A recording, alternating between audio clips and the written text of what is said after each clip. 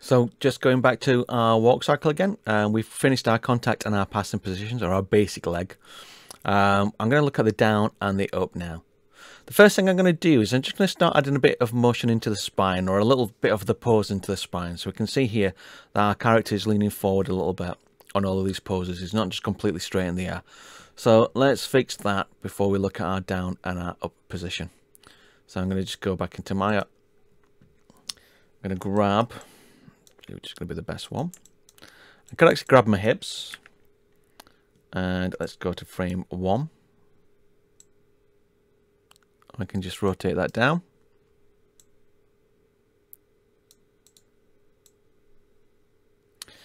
But one of the issues with it right now is that because I've got the hips animated on 8, 16, 24 and 32, this particular position, this rotation here, is going to cause us issues. So what I can just do to get around this is just copy this. And I'm just going to paste it onto these other frames. So essentially at the moment, it's just keeping this leaning position forward. Make sure I get my frame 32.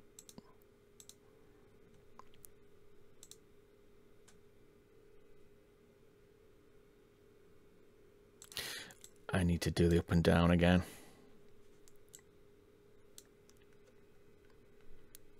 So let me get this.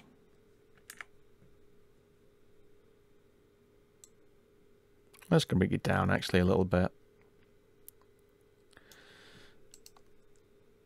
Let's copy. Let's get our contacts.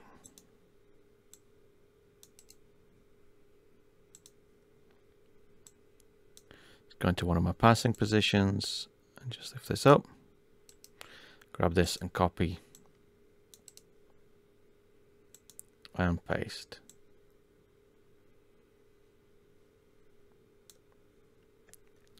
I can deal with this and refine it afterwards. I'm just looking at now. There's not a lot of up and down on that. Again, it depends on the personality and the character you're trying to create. So that's all right for now. But I can exaggerate that a little bit when we start refining everything.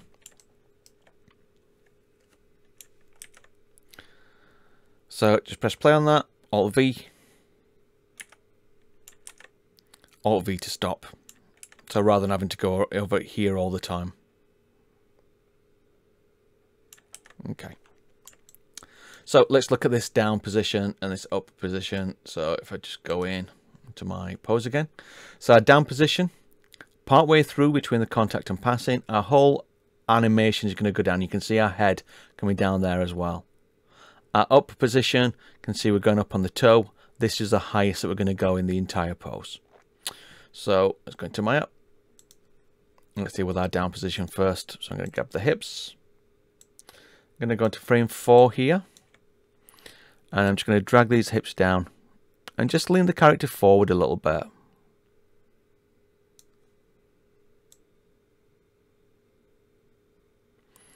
So it's adding a little bit of follow through onto that. As the character's settling the weight, it's pushing them down still from the momentum.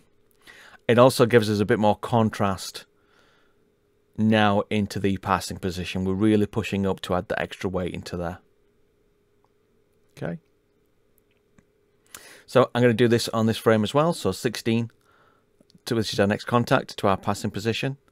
What I could do again is I could actually take this frame here. Can copy that. Grab that and paste that in. I'm going to have the same thing there.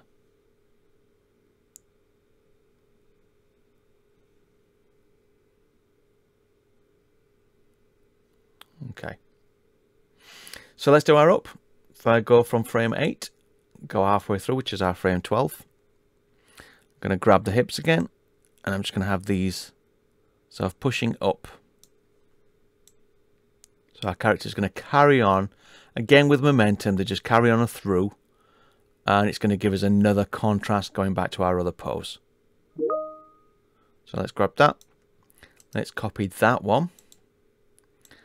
And now on our frame 28, we can paste and paste that. So let's just play that again. You see there's a lot more weight on that animation now. It's not as floaty as it was before. It's almost like there's a lot more purpose with the walk.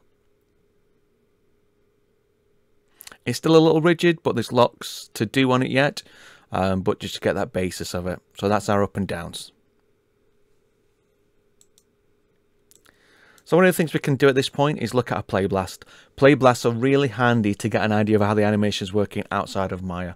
So I'm just going to save this work off. I'm just going to save my scene. I recommend saving it often and as iterations. So I've got my first one called 3D Walk 01. Now I've got this up and down in there. I'm going to call this Walk 02. And if I crash, if Maya crashes at any point, I've got those iterations to work back to. So let's just go into my left view just by clicking in it. I can go down to my timeline and right click, and we can go into Play Blast. I'm just going to go into the options for a second. View, that's fine. I'm going to do is AVI. I'm going to have scale at 1, and it's going to basically do this render size. And I'll just click on Play Blast. We can save this file, so this is saving. In fact, if I browse this, what I'll do is set it to my actual folder, because it's going to default to the basic one. So they're currently working on my hard drive. So let me bring this into my animation walk cycle session 2, or actually this would be session 3.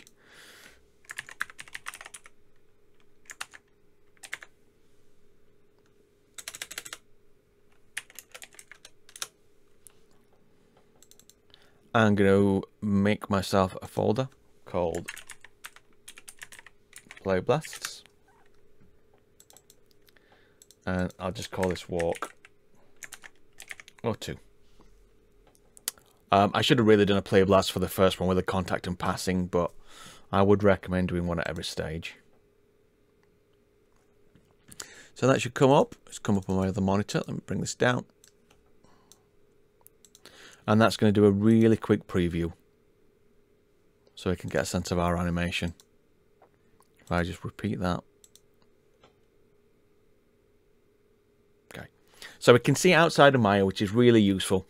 And also in terms of development for your blogs, I would recommend doing Play Blast regularly through this to show the development of your walk. So it's a really good thing to do, really quick thing to do. The only thing is that AVI files are quite big. I would recommend taking this into something like Premiere, or you can have a converter, and actually changing that to an H.264, an MP4 format. Okay, so that's our Play Blast. So I'll leave that at that for that particular part of the walk. And the next thing, I'll start looking at the arms, get those down and moving, and then we'll start refining the rest of the body, particularly the spine.